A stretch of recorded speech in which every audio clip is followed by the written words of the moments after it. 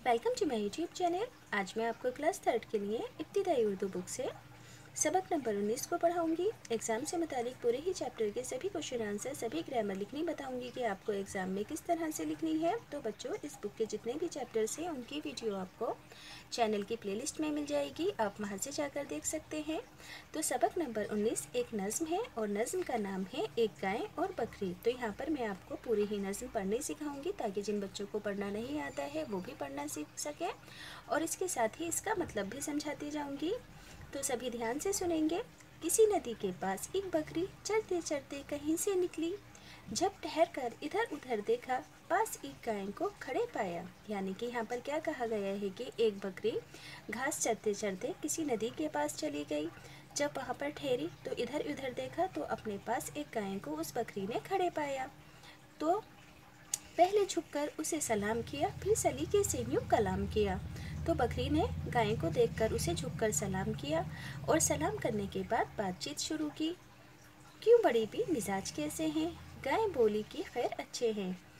बकरी ने गाय को बड़ी भी कहा गया है, उनसे उनके मिजाज पूछे कि आप कैसी हो। तो गाय बोली खैर तो अच्छे हैं। कट रही है बुरी भली अपनी है मुसीबत में ज़िंदगी। गाय ने क्या कहा कि मेरी ज़िंदगी मुसीबत में कट रही है, बुरी भली है, बस जैसे तैसे गुजारा हो रहा है। आदमी से कोई भला ना करे, इससे पाला पड़े खुदा ना करे। गाय ने कहा कि आदमी से कभी पाला ना पड़े, ऐसा कभी खुदा ना हो, क्योंकि जब दूध कम दूँ तो ये बड़बड़ाता है, हूँ जो दुबली तो मुझे बेच खाता है। यानी कि गाय कहती है कि अगर मैं दूध कम देती हूँ तो आदमी मुझे बड़बड़ा कर बातें सुनाता है, अगर मैं दुबली हो जाती हूँ तो मुझे बेचकर खा जाता है, पैसे वैसे ले लेता है, बेचकर आ जाता है। इसके बच्चों को मैं पालती हूँ, दूध से जान डालती हूँ मैं। सुनकर बकरी का ये माजरा सारा, बोली ऐसा गिला नहीं अच्छा। अब गाय की सारी बात सुनकर बकरी क्या बोली? सुनकर बकरी ये माजरा यानी कि सारी बातचीत सुनकर बकरी बोली कि ऐसा गिला करना अच्छी बात नहीं है। ये चरागाह, ये ठंडी ठंडी हवा, ये हरी घास और ये साया, ये मज़े आदमी के दम से हैं, लुत्फ सारे उसी के दम से है।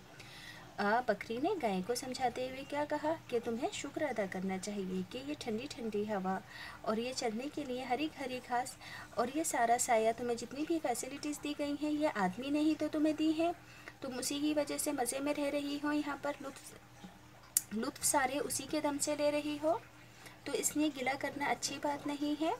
कद्र आराम की अगर समझो तो आदमी का कभी गिला ना करो, अगर तुम्हें आराम की अहमियत है तो आदमी से गिला ना करो।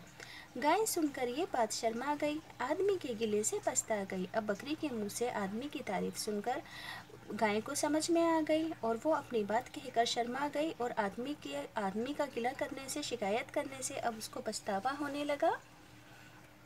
दिल में परखा भला बुरा उसने और कुछ सोचकर कहा उसने, यूं तो छोटी है जात बकरी की, दिल को लगती है बात बकरी की। फिर गाय ने दिल में अच्छी बुरी बातों को परखा, सोचा और फिर सोच समझकर क्या कहा। कहने को तो बकरी मुझसे जात में छोटी है, मगर जो इसने बात कही है ये मेरे दिल को भा गई है, बहुत अक्लमंदी की बात इसने मुझको समझाई है। तो इस नज़्म को किसने लिखा है? अल्लामा इकबाल ने। यानी कि इस नज़्म के अंदर ये कहा गया है कि हमेशा नेगेटिव नहीं सोचना चाहिए, जो हमारे पास है उसको सब्र और शुक्र के साथ अपनी ज़िंदगी गुजर बसर करनी चाहिए। कभी कभी हमारी ज़िंदगी में हमसे छोटे लोग हमसे ज़्यादा भी अक्ल रखते हैं, हमें अच्छी अच्छी चीज़ें भी सिखा सकते हैं। तो यहाँ पर मैंने आपको पूरी नज़्म पढ़कर बता दी है। अगर एग्ज़ाम में आपसे अल्फाज मायने पूछे जाएंगे तो इन्हें आपको लर्न करना है। कैसे लर्न करोगे? स्पेलिंग के साथ लिखकर याद करोगे, स्पेलिंग के साथ लिखकर याद करोगे ताकि आपकी उर्दू स्ट्रॉन्ग हो जाए। चरना कहते हैं जानवरों का घास या चारा खाना। मिजाज कहते हैं तबीयत को। गिला कहते हैं शिकायत को। चरागाह कहते हैं चरने की जगह को। लुत्फ़ कहते हैं मज़े को। कद्र कहते हैं अहमियत को। कलाम कहते हैं बात करने को। गौर करने की बात है। ध्यान से सुनेंगे, पढ़कर बताती हूँ, फिर क्वेश्चन आंसर बताऊंगी इस चैप्टर के। नज़्म में गाय और बकरी की गुफ्तगू से ये नतीजा निकलता है कि इंसान अगर जानवर से काम लेता है तो वो उनकी देखभाल और आराम का सामान भी मुहैया करता है। अक्लमंद सिर्फ बड़े ही नहीं बल्कि छोटे भी हो सकते हैं। टेक्स्ट बुक के क्वेश्चन आंसर हैं। सवाल नंबर 1, बकरी चढ़ते चढ़ते कहाँ निकल आई? जवाब में लिखोगे बकरी चढ़ते चढ़ते नदी के पास आ गई थी। सवाल 2, बकरी ने गाय से क्या सवाल किया? जवाब में लिखोगे बकरी ने गाय से उसका मिजाज पूछा। सवाल 3, गाय ने इंसान की किन बुराइयों का जिक्र किया? जवाब में लिखोगे गाय ने इंसान की बुराई का जिक्र करते हुए कहा, अगर मैं दूध कम दूं तो इंसान बड़बड़ाता है और अगर मैं दुबली हो जाऊं तो मुझे बेच देता है। सवाल नंबर 4, बकरी ने गाय को किस तरह तसल्ली दी? बकरी ने गाय को इंसान की अच्छाई बताकर तसल्ली दी। सवाल नंबर 5, आखिर में गाय ने क्या कहा? आखिर में गाय ने कहा, यूँ तो बकरी की ज़ात छोटी है, पर इसकी कही हुई बात में बहुत अक्लमंदी है। मैच द फॉलोइंग है। दूध कम दूं तो बड़बड़ाता है, हूँ जो दुबली तो बेच खाता है। तो इन दोनों को मिलाकर यहाँ पर लिखना है। नेक्स्ट है, ये मज़े आदमी के दम से हैं, लुत्फ सारे उसी के दम से हैं। इन दोनों को मिलाकर इस जगह लिख देना। गाय सुनकर ये बात शर्माई, आदमी के गिले से पछताई। तो इन दोनों को एक जगह यहाँ लिख देना। कट रही है बुरी भली अपनी, है मुसीबत में ज़िंदगी अपनी। तो इन दोनों ही मिसरों को भी आपको यहाँ लिखना है। अब है सवाल नंबर 5। सवाल नंबर 5 में नीचे चंद हुर्फ लिखे हुए हैं जिनके बीच के हुर्फ गायब हैं। वहाँ कोई ऐसा मौजू हुर्फ लिखिए जिससे दोनों तरफ से पढ़ने पर दो मुख्तलिफ बामायने अल्फाज बन जाएं। जैसे कि मिसाल के तौर पर नून अलिफ काफ नाक है ना, तो सीधी तरतीब में नून अलिफ काफ नाक हो गया। लास्ट से अगर इसे लिखेंगे तो ये क्या हो जाएगा? काफ अलिफ नून कान। इसी तरह से आपको यहाँ पर लिखना है। देखो जैसे कि तार, सीधी तरतीब होगी ते अलिफ रा तार, उल्टी रे अलिफ रा ते रात। इसी तरह से बात का उल्टा हो जाएगा ताप। ऐसे ही लाग का गाल, पान का नाप, शाल का लाश, जार का रास।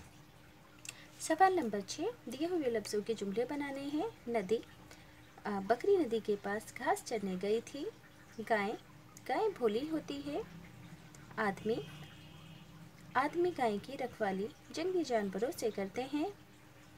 बकरी ने गाय से आदमी की तारीफ की। जिंदगी में वक्त का पाबंद होना चाहिए।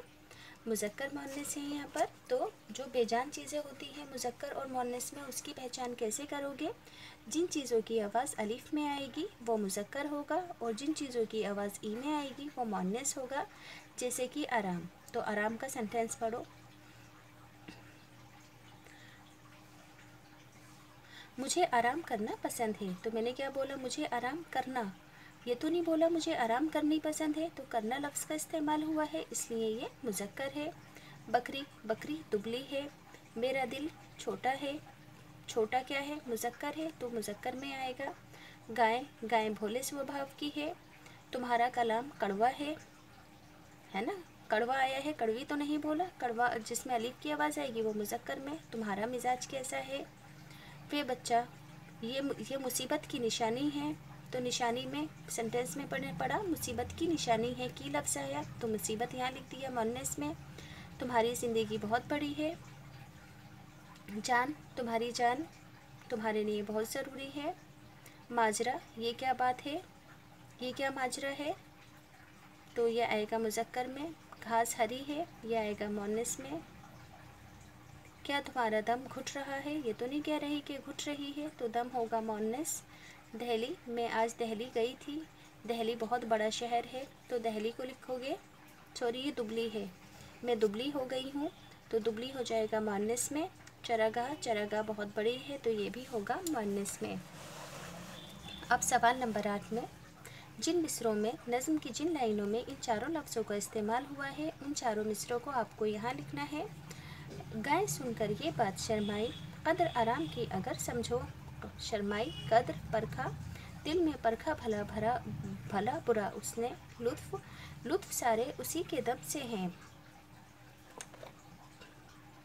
सवाल नंबर 9, मिसरों को सही तरतीब में लिखना है, यानी कि इनकी तरतीब सही नहीं है। जिन बच्चों ने नज़्म लर्न की है वही इजीली कर पाएंगे। तो सही तरतीब क्या होगी इसकी? पास एक गाय को खड़े पाया, आदमी से कोई भला ना करे, इसके बच्चों को पालती हूँ मैं, ये हरी घास और ये साया। सफ़ा नंबर 10 में बा बुलंद पढ़ना है। लिखना बता देती हूँ। पहला है नदी, तो नून दाल छोटी ये नदी, झुककर झे काफ झुक, काफ रे कर, पहले ऐसे गोल करोगे फिर रे बना दोगे कर। सलीका सीन के दो शोशे ये लाम, पहले सीन ये लाम फिर इसमें से काफ है। सलीका ठंडी आड़ी लाइन ऐसे दिल, बीच की लाइन से आओगे नून डे छोटी ये ठंडी, पछताई पेच है पच, ते अलिफ्ता छोटी ये पछताई,